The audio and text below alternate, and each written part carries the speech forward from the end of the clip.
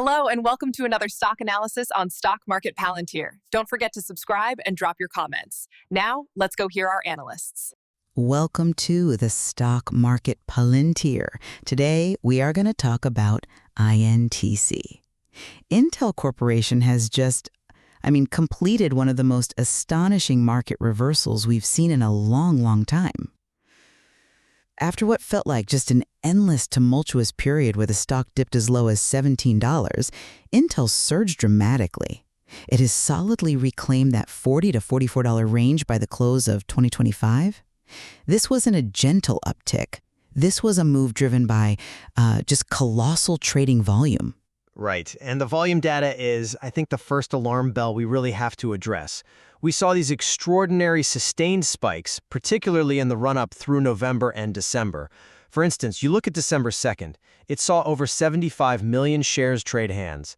You know, amidst the post-Black Friday frenzy, volume like that, paired with the sheer velocity of the price move, it just forces you to look beyond simple earnings reports. And that rapid shift in valuation is precisely what frames our disagreement today. So the central question is this: is this spectacular rally fundamentally supported by new, verifiable strategic shifts and, financial restructuring within Intel? Or is the valuation velocity primarily engineered by the technical dynamics of market structure, things like massive short covering, institutional hedging, and sociological sentiment? My position is clear.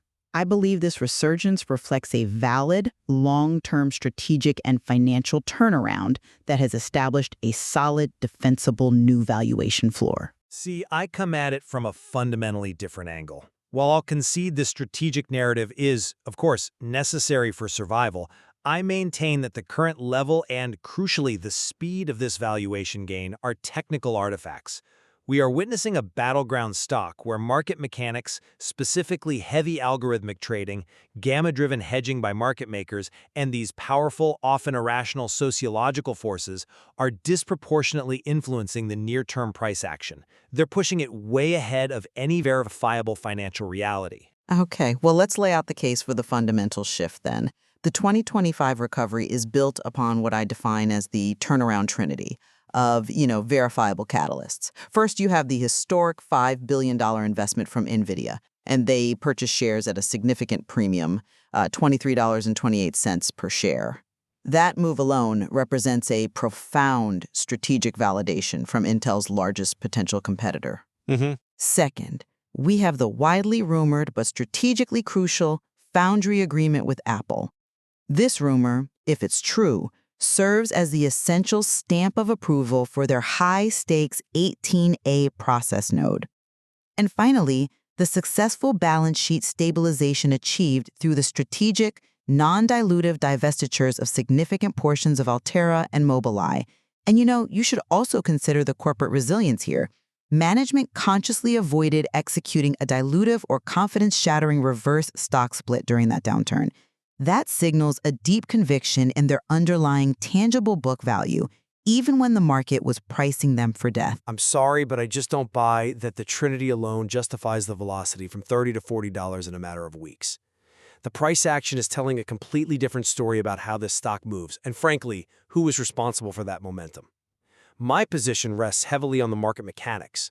We have undeniable data showing exceptionally high off-exchange short volume ratios. So when the short volume ratio spikes to 50.5% of the total off-exchange volume on Black Friday, November 28th, that is not an indication of pure fundamental conviction buying. Okay, but No, that ratio, it's the fingerprint of massive market maker hedging, gamma-driven moves, required to neutralize the risk they've taken on by selling call options to a surging retail interest. And to fully appreciate this volatility, we have to integrate the sociological factor. The whole Intel grandma or Nana narrative that became so popular on retail platforms. This is a powerful, emotional, psychological force that creates a stubborn, loss-averse retail holding base. They just refuse to sell, which effectively reduces the liquid free float available for trading and significantly amplifies upward volatility whenever good news, like that Apple rumor, hits the wire. I see why you think that those sociological factors amplify the move. But let me give you a different perspective on the substance driving the institutional interest. We have to look at the specific details of that NVIDIA deal. This is not just a cash injection. It is a technological roadmap shift.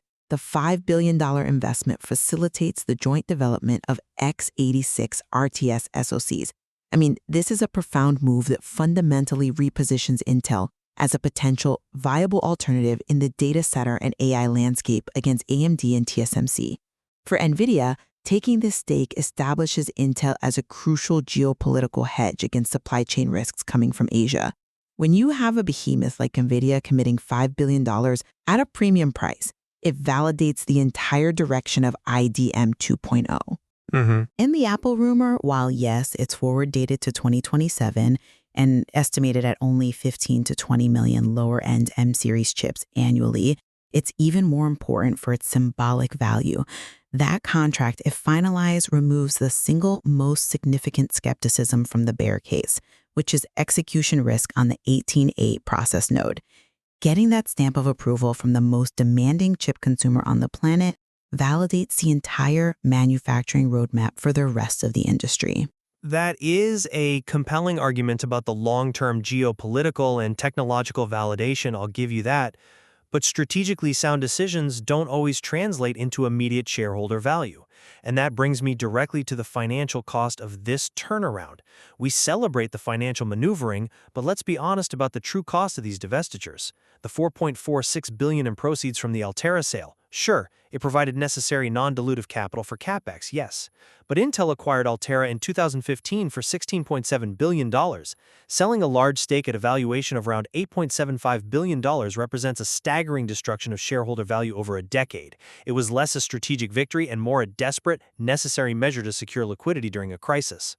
I think that's a bit cynical. It was cleaning up the balance sheet. The market cheered it as a cleanup, but the numbers show the severity of the situation they were in. And as for the Apple rumor, we saw the stock surge dramatically based on speculation about an order that is years away, 2027, and frankly, it's low volume for a firm of Intel's scale. That massive, rapid price movement, it was velocity based on pure, forward-looking hope that future execution will be flawless, not on any current production validation. And this lack of fundamental validation leads us directly back to the market plumbing. You emphasize this strategic floor, but the sheer velocity suggests that the rapid rise was a technical event. Let's look closer at the dark pool dynamics. We are seeing extremely high total FINRA volumes. These are the off-exchange reports, like 51.1 million shares on December 5th, with short volume ratios consistently stuck between 40 and 50%. Now, I have to contextualize this. High short volume and dark pools confirms a high level of algorithmic activity and hedging. What is gamma hedging? It's just rapid, automated trading by market makers adjusting their positions to neutralize the extreme risk created by selling a massive amount of short-dated call options to that surging retail investor base. Furthermore, the substantial reported short interest, sitting at 131.9 million shares, that still represents a powerful physical obligation. As the price climbed aggressively from $30 to $40, those obligated shorts covering their positions provided the massive, non-fundamental velocity required for a powerful momentum squeeze. This squeeze created the spike. It wasn't just institutional conviction buying. I'm just not convinced by that line of reasoning, because you are painting institutional activity with far too broad a brush. You're labeling all dark pool flow as either hedging or forced covering. I would frame the dark pool dynamics completely differently. The sustained, high volume we saw in those off-exchange venues primarily indicates sophisticated, large-scale institutional accumulation, the so-called smart money, moving into position without signaling their intent on the lit exchanges. Think about the market context again. The stock just doubled. There is immense natural selling pressure coming from retail investors locking in their profit. The fact that the price held and stabilized in that critical $40 to $44 range, even with those 75 million share days, it signifies that there were large, determined institutional bids consistently absorbing that supply. That sustained accumulation validates the new valuation floor established by the strategic moves. Large institutional money does not accumulate billions of dollars of stock at $40 if they believe the strategic underpinning is merely hope. But if that accumulation flow is genuine conviction, why is the volume overwhelmingly being routed off exchange through dark pools instead of signaling that confidence on the public exchanges? Institutions use dark pools to suppress volatility on large orders. But the price was highly volatile, which suggests the hidden hand was not calming the market, but possibly facilitating the squeeze. Let's just look at the cost of that accumulation. They might be accumulating, but they are doing so at a price that completely defies current operational reality. We have to address the TTM valuation metrics. Anyone looking at the trailing 12-month price-to-earnings ratio, the PE ratio, in December 2025 is faced with, well, a mathematical absurdity. You're seeing numbers ranging from 1,350 up to 3,900. This is the classic denominator effect. The current price, let's just say $43, is being divided by a TTM EPS that is barely positive, maybe 3 cents. To put that into perspective for the listener, to justify a $43 stock price right now based on current earnings, Intel would literally have to maintain those near-zero earnings for over 1,000 years just to pay back the investor. This valuation rests entirely on the hope that future EPS will recover dramatically to the analysts' projected $2 to $3 range within the next couple of years. The current price is proof that the stock is a speculative bet on the successful multi-year execution of the 18A node, rather than a reflection of its current financial health. That's an interesting point, though. I would frame the valuation analysis fundamentally differently. The trailing PE ratio is absolutely meaningless when a company is going through this kind of radical operational turnaround.